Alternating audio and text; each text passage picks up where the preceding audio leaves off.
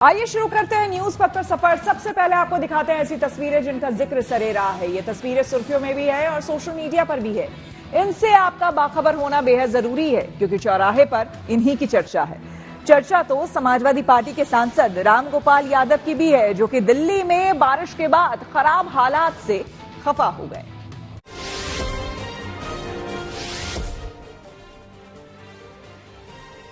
Samajwadi party के सांसद रामगोपाल यादव का एक वीडियो सोशल मीडिया पर छाया हुआ है, जिसमें वो अपने घर से निकलने के लिए कड़ी मशक्कत करते नजर आ रहे हैं।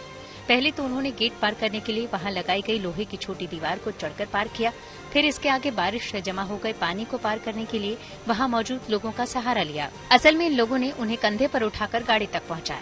दरअसल दिल्ली के लोधी रोड स्टेट इलाके में उनका आवास है, जहां चारों ओर बारिश का पानी जमा है।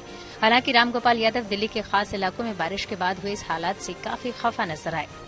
सारे बड़े लोग हैं, लेकिन पानी भर जाता, लोगों को निकलना मुश्किल है। आप देख रहे हैं पार्लियामेंट जाने के लिए हमें क्या करना पड़ा, एक गाड़ी से वहां तक आए, लोग उठा के यहां तक लाए। दिल्ली में जल जमाव को लेकर बीजेपी पार्षद रविंदर नेगी ने अनोखे अंदाज में विरोध जताया। वो दिल्ली के विनोद नगर इलाके में बारिश के पानी में सड़कों पर चप्पू से नाव चलाते नजर आए। अब सोशल मीडिया पर उनका ये वीडियो वायरल हो रहा है। दिल्ली सरकार के खिलाफ अपनी नाराजगी जाहिर करते हुए उन्होंने कहा कि मानसून से पहले नालों की सफाई नहीं करवाई गई, जिससे दिल्ली का विनोद नगर इलाका पूरी तरह से पानी में डूबा हुआ है। ये पीडब्ल्यूडी का नाला सारा ओवरफ्लो है। मानसून रहते हुए इन्होंने दिल्ली के नालों की सफाई नहीं कराई, जिसकी वजह से जल भराव की समस्या आ चुकी है। हम सदन में बार बार ये आवाज उठा रहे थे। जल जमाव में फंसे लोगों के रेस्क्यू का ये वीडियो सोशल मीडिया पर वायरल हो रहा है। ये तस्वीरें दिल्ली के आजाद मार्केट अंडरपास की है, जहां एक डीटीसी बस बारिश के बाद जमे पानी में फंस गई। जल भराव इतना था कि लोगों को बस से निकालकर सुरक्षित स्थान तक ले जाने के लिए एनडीआरएफ की मदद लेनी पड़ी। असल में पानी बस के अंदर तक घुस आया था। ऐसे में यात्री बस की छत पर चढ़ाए और उन्होंने पुलिस को इसकी सूचना दी, जिसके बाद एनडीआरएफ ने आकर उन्हें वहां से सुरक्षित निकालने में मदद की।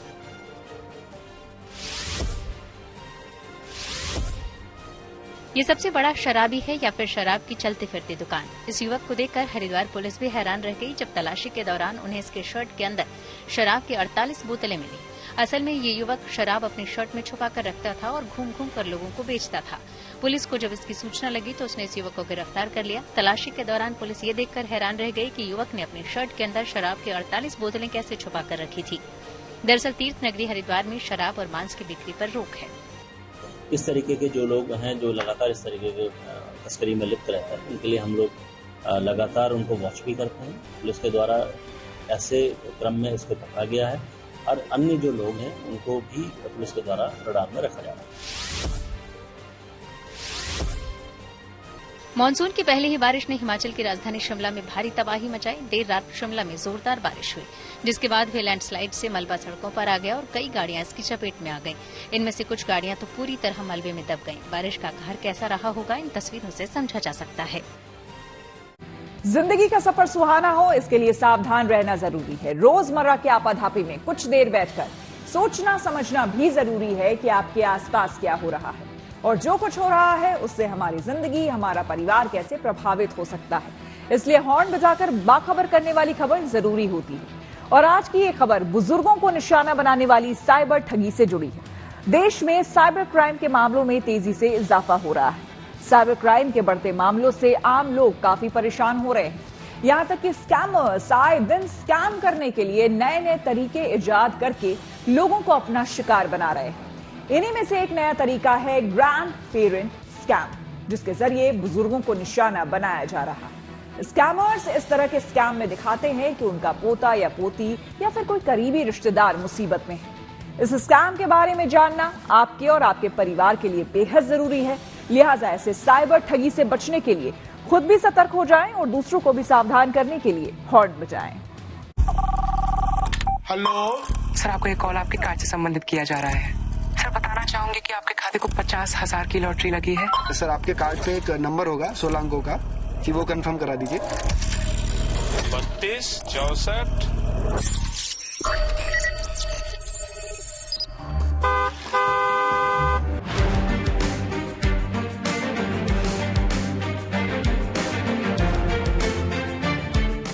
देश और दुनिया में जैसे जैसे टेक्नोलॉजी का इस्तेमाल बढ़ रहा है, वैसे वैसे साइबर अपराधों की संख्या में इजाफा हो रहा है। कभी मोबाइल पर लॉटरी बोनस का झांसा देकर तो कभी सरकारी योजना के तहत फ्री सामान बांटने का लालच देकर साइबर ठग लोगों को अपने जाल में फंसा रहे हैं। लोगों को ठगी का शिकार बनाने के लिए साइबर ठग नए नए तरीके तलाशते हैं। अब साइबर ठगों के निशाने पर युवा नहीं बल्कि बुजुर्ग हैं और इसे नया नाम दिया गया है grand parent scam. Grand parent scam एक तरह का सोशल इंजीनियरिंग फ्रॉड है। इसमें खास तौर से बुजुर्गों को निशाना बनाया जाता है। ठग इस तरह की धोखाधड़ी करने के लिए दिखाते हैं कि उनका पोता पोती या करीबी रिश्तेदार मुश्किल में है।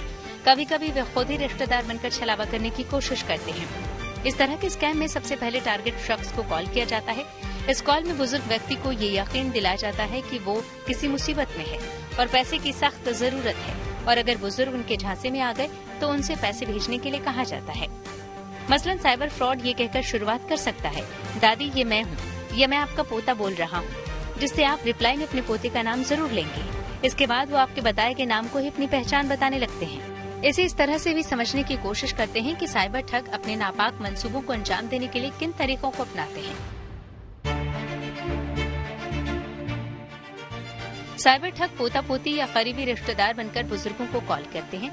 मेडिकल इमरजेंसी या कार एक्सीडेंट की काल्पनिक कहानी बताते हैं। किसी और शख्स को न बताने की बात कहकर मदद की गुहार लगाते हैं। तुरंत पैसे ट्रांसफर करने या बैंक अकाउंट डिटेल देने की मांग करते हैं। अपनी कहानी को अधिक विश्वसनीय बनाने के लिए साइबर ठग कई बार किसी तीसरे पक्ष को भी शामिल करते हैं, जिसमें फर्जी पुलिसकर्मी या वकील बनकर पोते के किसी केस में फंसने की बात कही जाती है। इससे बुजुर्ग जल्दी झांसे में आ जाते हैं।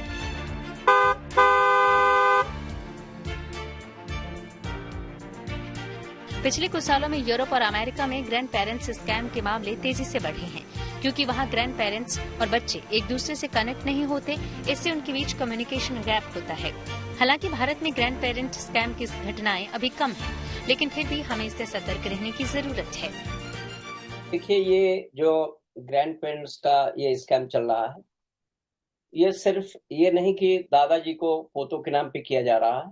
ये कभी कभी बच्चों को उनके माँ बाप के नाम पे या आपके किसी रिलेटिव के नाम पे ये सब किया जा रहा है। इसमें जो अपराधी हैं वो 2-3 तरह का तकनीक इस्तेमाल कर रहे हैं। जो सोशल मीडिया पे प्रोफाइल हम लोग डालते हैं, वहीं से वो प्रोफाइलिंग करके वो सारा इन्फॉर्मेशन ले लेते हैं और उसके बाद से नंबर भी मिल जाता है। आज ढेर सारे ऐसे टूल्स हैं कि अगर उस आपके नंबर को डाल दिया जाए तो आपसे कनेक्टेड जितने नंबर है वो भी आ जाते हैं। आपकी मेल आईडी आ जाती है, आपके सोशल मीडिया के अकाउंट, उनके फोटोग्राफ सब कुछ आ जाते हैं। तो ये जो साइबर अपराधी हैं, ये ओपन सोर्स में जो सोशल मीडिया पे डेटा पड़ा हुआ है उसको लेकर के क्राइम करते हैं। अब वो रात में ग्रैंड पेरेंट्स को, जिनको कोई जानकारी नहीं है, उनको ये फोन करते हैं कि एक्सीडेंट हो गया या हॉस्पिटल में हम एडमिट हैं या पुलिस ने अरेस्ट कर लिया है, आप पैसा डालिए दादाजी, और नहीं तो ये हमको जेल भेज देंगे या हॉस्पिटल में इलाज नहीं होगा। ये भी संभव है कि हो सकता है कि वाकई में पोता पोती किसी मुश्किल में फंस गए हों, और ये भी हो सकता है कि वो कॉल ग्रैंड पेरेंट्स स्कैम से जुड़ी हुई हो। ऐसे में सवाल ये भी है कि ग्रैंड पेरेंट्स स्कैम को कैसे पहचानें। अगर आपको किसी ऐसे रिश्तेदार का फोन आता है जिससे आपने काफी समय से बात नहीं की है तो सावधान हो जाएं। असली परेशानी में कोई पोता पोती सबसे पहले अपने माता पिता से संपर्क करेगा। पैसों की तुरंत मांग से भी शक करें। ठग जल्दबाजी में पैसे भेजने के लिए कहेगा और आपसे ये भी कहेगा कि आप किसी और रिश्तेदार से इस बारे में बात न करें। अगर फोन किसी अनजान नंबर से आया है, खासकर दूसरे शहर के कोड से, तो उस पर भरोसा न करें। अगर किसी भी बुजुर्ग व्यक्ति को इस तरह का कॉल आता है तो सबसे पहले वे घर के किसी और सदस्य से इस कॉल का जिक्र करें और किसी तरह का रिस्क लेने से पहले घर परिवार में जरूर इसकी जानकारी दें और इस स्कैम से बचने के लिए कुछ टिप्स अपनाएं। तो सबसे पहले कॉल करने वाले की आइडेंटिटी वेरीफाई करें। फोन पर किसी अनजान व्यक्ति को कभी भी अपनी निजी जानकारी न दें, भले ही वो आपका रिश्तेदार ही क्यों न हो। उनसे ऐसे सवाल पूछें जो केवल वे ही जानते हों। संदेह होने पर पोता पोती के नंबर पर कॉल करें और अगर लगता है कि कोई आपको ठगने की कोशिश कर रहा है तो पुलिस को सूचना दें और अपने परिवार के लोगों को भी बताएं, क्योंकि ये ठग आपकी और आपके रिश्तेदारों की सोशल मीडिया प्रोफाइल का फायदा उठाकर मोबाइल नंबर निकाल लेते हैं। इन्हें कुछ लोगों के नाम भी पता होते हैं और बातों के बहाने उनका नाम लेकर आपके दिमाग में विश्वास पैदा कर देते हैं। हालांकि आपको इनके झांसे में नहीं आना है। जानकारी की पुष्टि किए बिना पैसे ट्रांसफर न करें।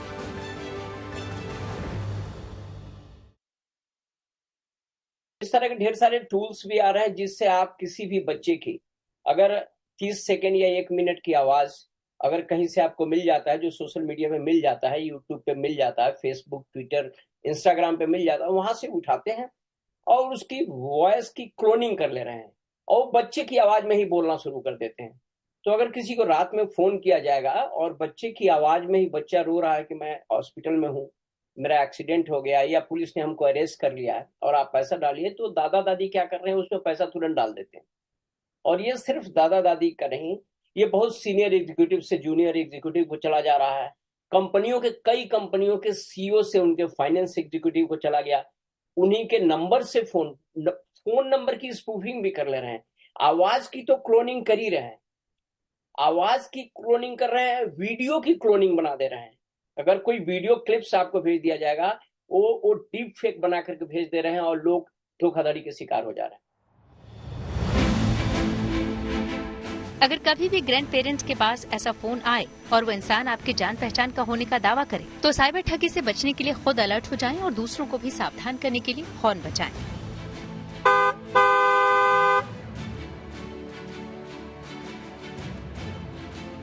Manish Chaurasia, good news today.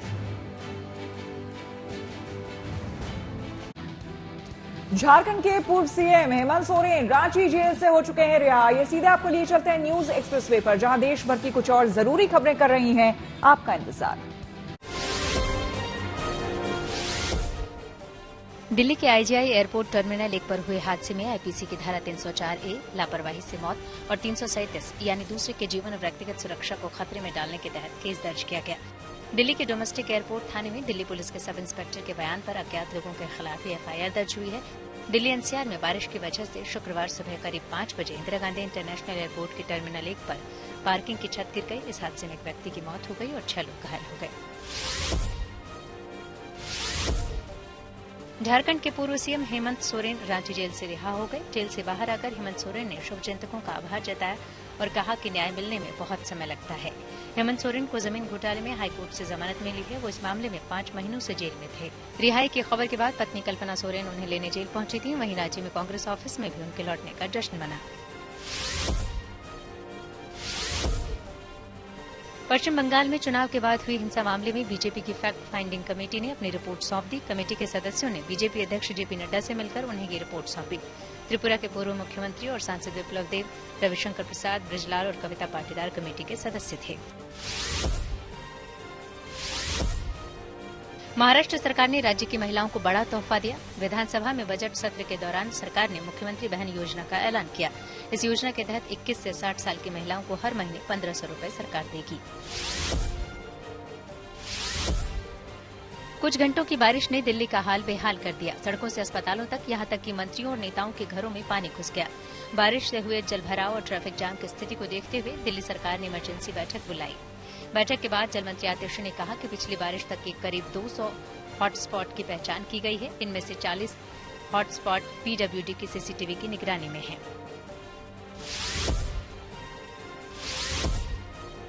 Amarnath यात्रियों का पहला जत्था कश्मीर पहुंच गया है। यहां पहुंचे तीर्थयात्री अब शनिवार को अमरनाथ यात्रा शुरू करेंगे। इससे पहले आज तीर्थयात्रियों के पहले जत्थे को एलजी मनोज सिन्हा ने हरी झंडी दिखाकर जम्मू से रवाना किया। जम्मू से रवाना हुए इन भक्तों का यात्रा रूट पर जगह जगह स्थानीय लोगों और प्रशासन की ओर से स्वागत किया गया। ये तस्वीरें उधमपुर की हैं। उधमपुर डिप्टी कमिश्नर ने फूलों की माला पहनाकर और चुनरी भेंट कर तीर्थयात्रियों का जोरदार स्वागत किया। इस दौरान भजनों और जयकारों से वहां का पूरा माहौल भक्तिमय हो उठा। खबरों के एक्सप्रेसवे से आगे रुक करते हैं सियासी ढाबे का, जहां आज की सबसे दिलचस्प खबर मौजूद है। आज संसद के शुरू होते ही दोनों सदनों में जमकर हंगामा हुआ। संसद में राष्ट्रपति के अभिभाषण पर चर्चा होना तय था, लेकिन विपक्ष नीट पर चर्चा करने की मांग कर रहा था। राहुल स्पीकर से इस पर चर्चा कराने की मांग कर रहे थे, लेकिन तभी कांग्रेस सांसदों ने आरोप लगाया कि राहुल का माइक स्विच ऑफ कर दिया गया है। हालांकि लोकसभा स्पीकर ने सफाई दी कि माइक बंद करने का इस तरह का कोई भी बटन उनके पास नहीं होता। उधर राज्यसभा में भी नीट पर चर्चा की मांग को लेकर हंगामा होता रहा, लिहाजा सदन को दिन भर के लिए स्थगित करना पड़ा। आप वरिष्ठ नेता हैं, आपको पूरा समय पूरा वक्त देंगे। संसद में राष्ट्रपति के अभिभाषण पर चर्चा होनी थी। लेकिन दोनों सदनों में नीट में कथित धांधली को लेकर जमकर हंगामा हुआ। 22 सांसदों ने दोनों सदनों में स्थगन प्रस्ताव दिया था और जब लोकसभा की कार्रवाई शुरू हुई तो नेता विपक्ष राहुल गांधी ने स्पीकर से स्थगन प्रस्ताव स्वीकार करने की अपील की और नीट पर चर्चा की मांग की, लेकिन स्पीकर ने राहुल की मांग को ठुकरा दिया और संसद की मर्यादा की याद दिलाई। हिंदुस्तान के जो स्टूडेंट्स हैं उनको हम जॉइंट मैसेज देना चाहते थे। हाँ दें, आप सुनिए जॉइंट मैसेज देना चाहते थे ऑपोजिशन और सरकार के साइड से कि इस मुद्दे को हम जरूरी मानते हैं और इसीलिए हमने सोचा था कि आज स्टूडेंट्स की रिस्पेक्ट करने के लिए हम नीट पर डिस्कशन करें। आप प्रतिपक्ष के नेता हैं, आप संसदीय मर्यादाओं का पालन करेगा, ऐसी मेरी अपेक्षा आपसे। जब राहुल लोकसभा में बोल रहे थे तो बीच बीच में उनकी आवाज गायब हो रही थी। तब विपक्ष ने स्पीकर पर माइक बंद करने का आरोप लगाया। सर माइक तो दे दीजिए, सर माइक तो दे दीजिए, सर माइक तो दे दीजिए। मैं फिर आग्रह कर रहा हूं। विपक्ष के माइक बंद करने वाले आरोपों पर स्पीकर ने सफाई दी। माइक मैं बंद नहीं करता हूं, पूर्व में भी आपको व्यवस्था दी थी, यहाँ कोई बटन नहीं होता। माइक मैं बंद नहीं करता हूं, पूर्व में भी आपको व्यवस्था दी थी, यहाँ कोई बटन नहीं होता। स्पीकर की सफाई के बाद भी माइक बंद करने के मसले पर विपक्ष ने हंगामा मचाना शुरू कर दिया। राहुल गांधी जी ने जिस रूप से शालीनता से उठाया और कहा कि इस पे दलगत राजनीति से ऊपर उठकर पूरे सदन का एक दृष्टिकोण बने, इस बात की मांग जब उन्होंने करी तो तुरंत उनके प्रस्ताव को न सिर्फ अस्वीकार किया गया, लेकिन उनके माइक को, वो जब बोल ही रहे थे तो माइक को स्विच ऑफ कर दिया। ये अच्छी परंपरा नहीं है। नेता विपक्ष को अपनी बात रखने का पूरा अधिकार है, उसके बाद जो निर्णय उस पर लिया जाए, लेकिन उनकी बात के बीच में माइक स्विच ऑफ करना एक अच्छी संसदीय परंपरा नहीं है। सरकार चर्चा के लिए हमेशा तैयार है, लेकिन सदन को रोक करके सदन को चलने नहीं देने का जो रवैया अपनाया है, ये कांग्रेस पार्टी ने सही नहीं किया है और परंपरा को तोड़ने का जो काम कांग्रेस ने किया है, मैं उसका खंडन करता हूं और ऐसा दोबारा नहीं होना चाहिए, इसका भी मैं अपील करता हूं। लोकसभा ही नहीं बल्कि राज्यसभा में भी नीट पर चर्चा की मांग को लेकर हंगामा हुआ। विपक्ष की मांग पर पूर्व प्रधानमंत्री HD देवेगौड़ा ने सरकार का बचाव किया और कहा कि सारा दोष सरकार पर नहीं मढ़ा जा सकता। So far as the NEET examination is concerned, what has happened? Yes, I do agree. You can't fix the responsibility because there are thousands of examiners in the whole country. Is it so easy to fix the responsibility on an individual? The examination has, of course, it has gone wrong. And the government has taken the decision. It is the right decision. विपक्ष के इस हंगामे पर शिक्षा मंत्री ने भी पलटवार करते हुए कहा कि विपक्ष चर्चा से भाग रहा है, तो कांग्रेस ने आरोप लगाया कि सरकार चर्चा क्यों नहीं करा रही है। आज तो जब मैं लोकसभा में था, जब प्रतिपक्ष उस विषय पे अपने बातों पे रहे, स्पीकर महोदय ने कहा कि तब आप चर्चा नहीं चाहते हो, हम तो आपको चर्चा करने के लिए अवसर दे रहे हैं, सरकार अपना पक्ष रखने के लिए प्रस्तुत है। जब आप चर्चा से भागते हो, सरकार अपना पक्ष रखने के लिए प्रस्तुत है, तो कंफ्यूजन किस बात की है? नीट एग्जामिनेशन के जो इतने बड़े घोटाले हो गए, पेपर लीक हो गया, बच्चे परेशान हैं, लाखों बच्चे परेशान हैं, तो इन लोगों का जो समस्या है उसके तरफ ध्यान खींचने के लिए हमने स्पेसिफिक डिस्कशन मांगा। राष्ट्रपति अभिभाषण पे डिस्टर्ब करना नहीं चाहते थे, हम सिर्फ उनके जो स्टूडेंट्स के मुद्दे हैं उसको उठाकर उनके सामने रखना चाहते थे। हालांकि नीट मुद्दे पर सरकार पहले ही जांच के आदेश दे चुकी है और कमेटी का भी गठन कर दिया गया है। ऐसे में विपक्ष इस मांग पर क्यों अड़ा हुआ है, इससे इनकार नहीं किया जा सकता कि नीट से लाखों छात्रों का भविष्य जुड़ा है और राष्ट्रपति ने भी अपने अभिभाषण में इसका जिक्र किया है। लिहाजा धन्यवाद प्रस्ताव के दौरान भी इस पर चर्चा हो सकती है। Bureau report, good news today. News पर आगे है धन बाजार, जहां शेयर बाजार से लेकर कारोबार तक की सभी अहम खबरें होती हैं, जिसका सीधा रिश्ता आपकी आमदनी आपकी जेब से होता है। तो तेज रफ्तार खबरों के बीच ये जरूरी खबरें छूट न जाए, इसलिए सीधे आपको लिए चलते हैं धन बाजार। शुक्रवार को 30 शेयरों वाला बीएसई सेंसेक्स 210 अंक गिरकर 79,033 पर बंद हुआ। हालांकि पूरे दिन 428 अंक की उछाल के साथ ये 79,672 की ऊंचाई तक गया। वहीं निफ्टी भी 34 अंक गिरकर 24,011 पर बंद हुआ। हालांकि इसने भी पूरे दिन 130 अंकों की उछाल के साथ 24,174 की रिकॉर्ड ऊंचाई छुई।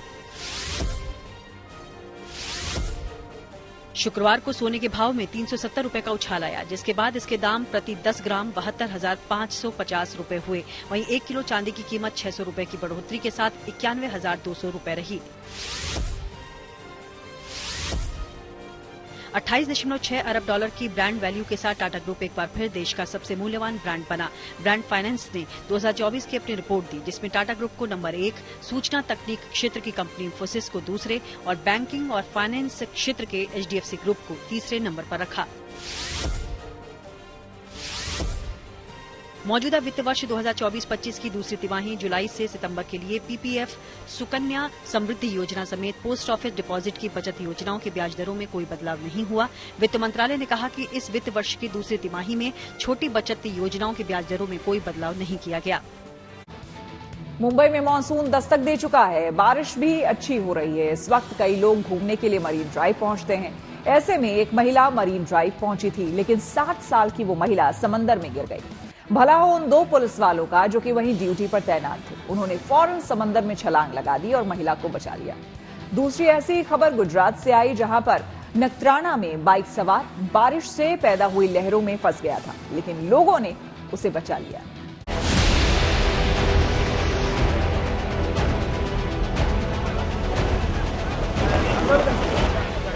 मुंबई के मरीन ड्राइव में चल रहे इस रेस्क्यू ऑपरेशन को देखिए।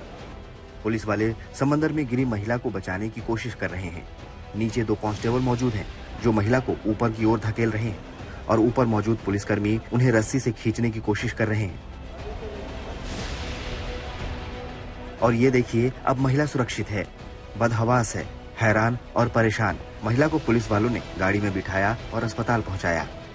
दरअसल मुंबई के माटुंगा की रहने वाली करीब 60 साल की स्वाति कनानी मरीन ड्राइव घूमने आई थी। उस वक्त मुंबई में काफी बारिश हो रही थी और हाई अलर्ट की चेतावनी भी थी। दोपहर के करीब 2:45 बजे जब हाई टाइड में समंदर की लहरें आसमान छू रही थी, तो स्वाति कनाकी का पैर फिसल गया और वो करीब 20 फीट नीचे समंदर में गिर गयी। उस वक्त वहाँ मरीन ड्राइव पुलिस स्टेशन के 2 कांस्टेबल किरण ठाकरे और अनोल दहीफले मौजूद थे। उन्होंने अपनी जान की परवाह नहीं की और बिना 1 सेकंड गवाए समंदर में कूद गए और महिला को सुरक्षित बचा लिया। पहले आपसे समझना चाहेंगे कि क्या हुआ एग्जैक्टली, क्या किस तरह की घटना? आप खुद पानी में सही समय पर कूदे और उस लेडी को निकाला? नहीं, हमारी ड्यूटी यहाँ इसी लगाई गई है कि कोई अगर नीचे ना जाए, हम उनको मना करते हैं मत जाइए, पर देखने वाले लोग मानते नहीं। फिर भी वो चले गए, तो हमने कुछ सोचा नहीं उस टाइम कि हम वापस आएंगे नहीं। हमने सीधा नीचे जम लगा के उनको निकालने की कोशिश की है। मौसम विभाग भी लगातार लोगों को वार्निंग देते रहता है, लेकिन उसके बावजूद भी लोग सुनते नहीं। आपने देखा यहाँ पर आज कितने लोग आए हैं और आप सीनियर सिटीजन लेडी को भी आपने रेस्क्यू किया।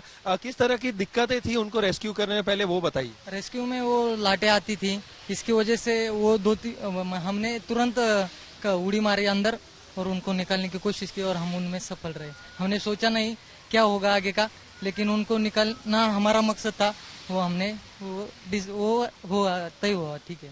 ऐसे में तो आपकी जान भी जा सकती थी, लहरें बहुत तेज चल रही है। आप मुंबई की बारिश तो जानते ही है। सर, जान जा सकती, वर्दी इसीलिए पहनी हमने। हमारा कर्तव्य है लोगों की जान बचाना, उनकी सेफ्टी करना, इसलिए हमारी जान का हमने परवाह नहीं की है। सर, बागुल सर जो कि सीनियर इंस्पेक्टर है मरीन ड्राइव पुलिस स्टेशन के, सर आप क्या कहना चाहेंगे? आपके दोनों सिपाही अपनी जान की परवाह ना करते हुए कूद गए और वो लेडी सुरक्षित है, उनको अस्पताल भेजा गया है इलाज के लिए। ये हमारा ठाकुर और दहीफड़े जी, इन्होंने सचमुच अपनी जान जोखिम में डाल के इन्होंने उस महिला को बचाया। हाई टाइड चल रहा है और काफी बड़ी ऊंची ऊंची लहरें उठ रही है और कट्टे के ऊपर बैठने की वजह से बारिश भी चल रही है और कट्टे के ऊपर बैठने के बाद वो फिसल गई और जिसकी वजह से पानी में वो गिर गई थी, लेकिन इन्होंने अपनी जान जोखिम में डाल के इन्होंने बचाया। बहुत बड़ा काम किया है। रेस्क्यू ऑपरेशन तो सफल रहा, लेकिन बारिश के वक्त समंदर किनारे घूमने आने वाले लोगों को सावधान रहने की हिदायत भी दी गई। अब गुजरात के नखत्राना की ये तस्वीरें ही देख लीजिए। भारी बारिश की वजह से सड़क दरिया बन गई थी। बहुत तेज बहाव के साथ पानी आ रहा था। ऐसे में भी एक बाइक सवार ने सड़क पार करने की दुस्साहस की, लेकिन जैसे ही वो पानी के तेज बहाव के बीच पहुंचा तो उसकी हेकड़ी निकलने लगी। लेकिन लोगों ने अपनी जान की परवाह न करते हुए बाइक सवार को बचा लिया और बाइक को भी। उसे खींचकर किनारे ले आए और बाइक सवार की जिंदगी बच गई। मुंबई से देव कोटक और गुजरात के नखत्राना से अतुल तिवारी के साथ bureau report, good news today. News पथ के सफर में अब सोशल अड्डा का रुख करते हैं, जहां आज बात होगी T20 विश्व कप 2024 फाइनल के बारे में। T20 वर्ल्ड कप के दूसरे सेमीफाइनल में इंग्लैंड को हराकर टीम इंडिया ने फाइनल में एंट्री कर ली है, जहां उसका मुकाबला साउथ अफ्रीका से होगा। ऐसे में खिताब जीतने के लिए दोनों टीमें अपनी सबसे मजबूत प्लेइंग 11 उतारना चाहेंगी। टीम इंडिया इस बार अभी तक अजेय रही है और पूरे टूर्नामेंट में प्लेइंग 11 में सिर्फ एक बदलाव किया है, लेकिन ये खिताबी मुकाबला काफी अहम है और ऐसे में खिताबी जंग के लिए दोनों टीमें खास रणनीति पर काम करेंगी और रोहित, मार्करम अपना अपना तुरुप का इक्का निकाल सकते हैं। चलिए जानने समझने की कोशिश करते हैं कि भारतीय टीम फाइनल के लिए क्या प्लान तैयार कर रही है। तो आपको बता दें कि T20 विश्व कप में रोहित और विराट ओपनिंग करते आ रहे हैं। तो रोहित जहां शानदार लय में है, वहीं विराट को फिलहाल ओपनिंग रास नहीं आ रही है। विराट कोहली भले ही खराब फॉर्म में हो, लेकिन वो बड़े मैच के खिलाड़ी हैं और उनकी पोजीशन बदलकर टीम उनका आत्मविश्वास कम नहीं करना चाहेगी। ऐसे में जाहिर है कि यशस्वी जायसवाल की एंट्री मुश्किल है।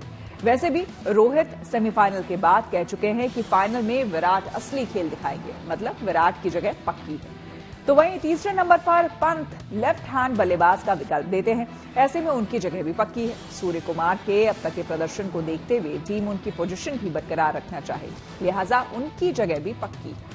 और शिवम दुबे पूरे टूर्नामेंट में अच्छी लय में नहीं दिखे, लेकिन इसके बावजूद टीम ने उन पर भरोसा जताया है और लगातार मौके दिए हैं। लेकिन इंग्लैंड के खिलाफ डक पर आउट होने के बाद मैनेजमेंट शायद ही उन्हें एक और मौका दे, लिहाजा शिवम दुबे की जगह संजू सैमसन को मौका दिया जा सकता है। सैमसन चौथे या फिर 5वें नंबर पर खेल सकते हैं। जहां तक गेंदबाजी का सवाल है, लगता नहीं है कि मैनेजमेंट इसमें कोई भी बदलाव करेगा। टीम इंडिया की गेंदबाजी शानदार चल रही है और हर खिलाड़ी अच्छी लय में दिख रहा है। ऐसे में अक्षर पटेल, हार्दिक पांड्या, अर्शदीप, कुलदीप यादव, बुमराह की जगह कोई हिला नहीं सकता, क्योंकि ये मैच का रुख बदलने में माहिर है। हालांकि जडेजा का परफॉर्मेंस मिला जुला रहा है, लेकिन वो निचले क्रम में खुद को साबित कर चुके हैं। ऐसे में उन जैसे बड़े मैच के प्लेयर को फाइनल में मौका ना मिले, ऐसा नहीं हो सकता है। जाहिर है पूरे टूर्नामेंट में लगभग इसी प्लेइंग 11 का जलवा रहा है, तो टीम मैनेजमेंट इस विनिंग कॉम्बिनेशन को शायद ही डिस्टर्ब करे। लिहाजा क्रिकेट प्रेमी तैयार रहें और कल होने वाले फाइनल के लिए, जो बारबाडोस के ब्रिजटाउन स्थित किंगस्टन ओवल स्टेडियम में रात 8 बजे से मैच खेला जाना है। लिहाजा इस मुद्दे पर हमने कुछ लोगों से बात की और उनकी राय जानी। कल भारत और साउथ अफ्रीका के बीच फाइनल मैच होने वाला है, लेकिन उससे पहले ही मुंबई में जश्न का माहौल शुरू हो चुका है। तस्वीरें थोड़ी सी देखिए किस तरीके से लोग यहाँ जुटे हुए हैं, चेयर्स कर रहे हैं जीत के पहले ही, और साथ ही साथ यहाँ पे भी तमाम लोग हमारे साथ जुटे हैं जिनसे बातचीत होगी।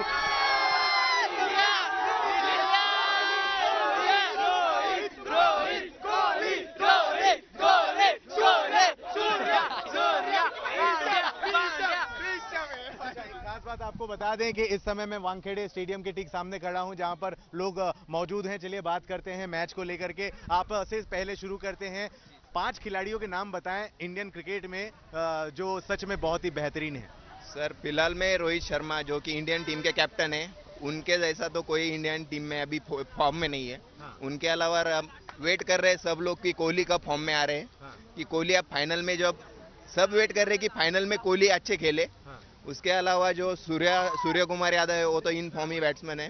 उसके अलावा जो हार्दिक पांड्या जो आईपीएल में फ्लॉप गया, लेकिन उन्होंने one day ICC T20 world cup में जो उनका फॉर्म वापस आया है, उसके वजह से पूरे जो प्लेयर मतलब इंडियन वेलकम बैक किया उसने, उसके लिए पूरे इंडियन जो भी क्राउड है, जो भी फैन बेस है, उसका भी बढ़ गया है। उसके अलावा लास्ट बुमराह ये 5 प्लेयर मेरे नजर में तो सबसे फॉर्म में। कम से कम अपने इंडिया को 200 स्कोर तो करने चाहिए पार करने के लिए। कम भी करेगी तो भी अपनी इंडिया जीतने वाली है। ओके आगे क्या लगता है, टॉस किसको जीतना चाहिए? और टॉस जीतने के बाद टॉस कोई भी जीतेगा इंडिया ही। अच्छा ये बताइए, लेकिन अगर इंडिया ने टॉस जीता तो पहले फील्डिंग करनी चाहिए या फिर बॉलिंग करनी चाहिए या बैटिंग? पहले बैटिंग करनी चाहिए, क्योंकि अगर पहले बॉलिंग करेंगे तो कोहली को 100 मारने का चांस नहीं मिलेगा। पहले बैटिंग करके कोहली ने 100 मारने चाहिए। कुछ भी करो इंडिया ही जीतेगा, कुछ भी करो इंडिया ही जीतेगा, कुछ भी करो। ओके और आपसे जान, अच्छा ये बताइए मेरे को, विराट कोहली, रोहित शर्मा के अलावा भी कोई क्रिकेटर है, बैट्समैन है जो आपको बहुत ज्यादा पसंद है, जिससे उम्मीद है? हार्दिक पांड्या।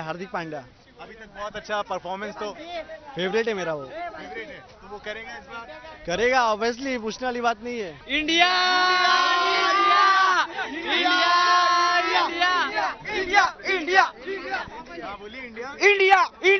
जीतेगा इस बार, इंडिया जीतेगा, इंडिया फाइनल आएगा। सिक्किम में बारिश से बिगड़े हालात के बीच सेना के जवान हालात को संभालने में जुटे हुए हैं। इस दौरान कई जगह एकदम कम समय में पुल भी बनाए जा रहे हैं।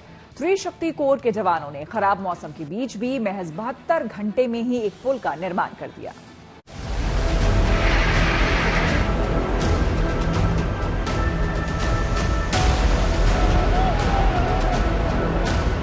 सिक्किम में बारिश और बाढ़ से हुई तबाही के बाद जिंदगी को पटरी पर लाने की कवायद जारी है।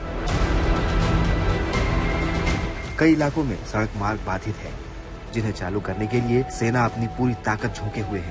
इंडियन आर्मी की त्रिशक्ति कोर के इंजीनियरों ने जाबाजी दिखाते हुए डिकचुक सांगलंग सड़क पर महज 72 घंटे में बेली ब्रिज बना डाला। 40 फीट लंबा पुल बनाने का काम 23 जून को शुरू हुआ था, जिसे चुनौतीपूर्ण मौसम के बीच महज 72 घंटे में सेना के जवानों ने तैयार करके दिखा दिया। सामान्य हालात बहाल करने में बीआरओ और स्थानीय प्रशासन की मदद से त्रिशक्ति कोर के सेना इंजीनियरों ने इस पुल को बनाया है। ये पुल डिकचुक से सांगलंग से चुंगथांग की ओर वाहनों के आवागमन को सक्षम करने के लिए ये एक अहम कड़ी है। इसके बन जाने से मंगल जिले के प्रभावित लोगों को इलाज समेत बुनियादी जरूरतों को पूरा करने में काफी मदद मिली।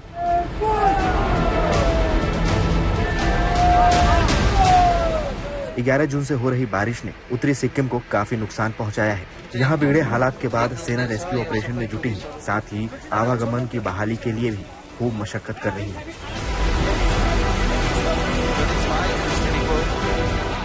बाढ़ और लैंडस्लाइड के चलते उत्तरी सिक्किम के कई इलाकों का सड़क संपर्क टूट गया है। कई सड़कों में दरारें पड़ गई हैं। इन मार्गों को फिर से बहाल करने में सेना पूरी शिद्दत से जुटी हुई है।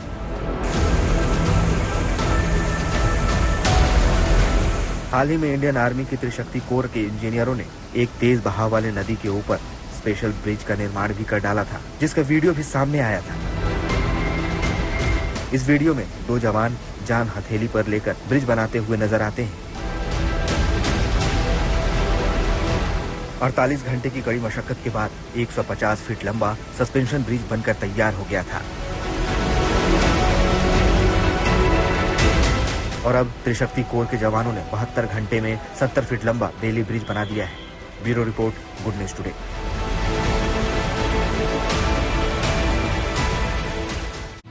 एयरटेल ने यूजर्स को दिया है झटका, महंगे हुए एयरटेल के टैरिफ प्लान। टेक्नोलॉजी से जुड़ी ऐसी ही और खबरों को जानने समझने के लिए आइए चले डिजिटल गली। मोबाइल फोन यूजर्स के लिए बड़ी खबर, अब उनके लिए नंबर पोर्ट कराना आसान नहीं होगा, बल्कि उन्हें इसके लिए लंबा इंतजार करना पड़ सकता है। दरअसल ट्राई यानी भारतीय दूरसंचार नियामक प्राधिकरण ने इसके नियमों में थोड़ा बदलाव किया है। नए नियमों के तहत यदि किसी यूजर को अपना सिम पोर्ट करवाना है तो उसे पहले अपना आवेदन जमा करना होगा और फिर उसे कुछ समय तक इंतजार करना होगा। इसके अलावा यूजर्स को अपनी पहचान और बाकी जानकारी को सही तरीके से वेरीफाई करना होगा, जिससे कि उनकी जानकारी का गलत यूज न हो सके। यूजर्स को अपनी जानकारी की वेरिफिकेशन के लिए एक ओटीपी मिलेगा, जिसे वो पोर्टिंग प्रक्रिया के दौरान इस्तेमाल करेंगे। MNP यानी मोबाइल नंबर पोर्टेबिलिटी से जुड़े ये नए नियम 1 जुलाई से लागू होंगे। एयरटेल यूजर्स के लिए बड़ा झटका, कंपनी ने अपने टैरिफ प्लान महंगे कर दिए हैं। एयरटेल के कई प्लान की कीमतों में 11 से 21% तक की बढ़ोतरी कर दी गई है। खासतौर पर अनलिमिटेड वॉइस प्लान में बड़ा अंतर आया है। कंपनी ने 179 रुपए वाले प्लान को 199 रुपए, 455 रुपए के प्लान को 599 रुपए और 1799 रुपए के प्लान को बढ़ाकर 1999 रुपए कर दिया है। ये बढ़ी हुई कीमतें 3 जुलाई से लागू होंगी। इससे पहले कल यानी गुरुवार को जियो ने भी अपने टैरिफ प्लान महंगे कर दिए हैं। एलन मस्क आज अपना जन्मदिन मना रहे हैं। उन्होंने अपने 53वें जन्मदिन के मौके पर सोशल मीडिया प्लेटफॉर्म एक्स पर अपनी करीब 30 साल पुरानी तस्वीर शेयर की है। तस्वीर साल 1994 की है, जिसमें वो काफी युवा नजर आ रहे हैं। उनकी इस तस्वीर को कुछ ही घंटों में 60 लाख से ज्यादा व्यूज और लाखों कमेंट मिल चुके हैं। बहुत से लोगों ने उन्हें जन्मदिन की शुभकामनाएं दी हैं। Space x, open AI, Neuralink, social media platform x जैसी कई टेक कंपनियों के मालिक एलन मस्क का जन्म 28 जून 1971 को साउथ अफ्रीका के प्रिटोरिया में हुआ था।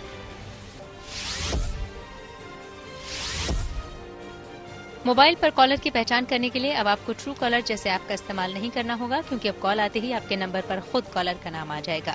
दरअसल ट्राई यानी भारतीय दूरसंचार नियामक प्राधिकरण ने इसके लिए टेलीकॉम कंपनियों को नए दिशा निर्देश जारी किए हैं, जिसके बाद अब टेलीकॉम कंपनियां कॉलिंग नेम प्रेजेंटेशन सर्विस को 15 जुलाई से पूरे देश में एक्टिव कर देंगी, जिससे कॉल आने पर कॉलर का वही नाम दिखेगा जो कि उसने सिम खरीदते वक्त केवाईसी फॉर्म में भरा होगा। इस सर्विस से लोग फ्रॉड कॉल, स्पैम और धोखाधड़ी से खुद को बचा सकेंगे। रोहित शर्मा दुनिया के सबसे सफल T20 कप्तान बने, बाबर आजम को भी पीछे छोड़ा। जी हां, खेल जगत से जुड़ी ऐसे ही कुछ इंटरेस्टिंग खबरों को जानने के लिए आइए सीधे चलें खेल चक्कर।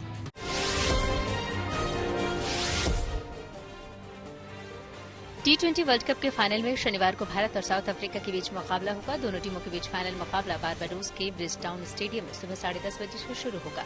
हालांकि उस वक्त भारत में रात 8 बजे का वक्त होगा। टीम इंडिया की जीत के लिए फैंस अभी से जश्न में डूबे हैं। खास बात है कि इस वर्ल्ड कप में भारत और दक्षिण अफ्रीका दोनों टीमें अभी तक अजेय रही हैं। इससे पहले टीम इंडिया ने गुरुवार को दूसरे सेमीफाइनल मुकाबले में इंग्लैंड को 68 रनों से करारी शिकस्त दी थी।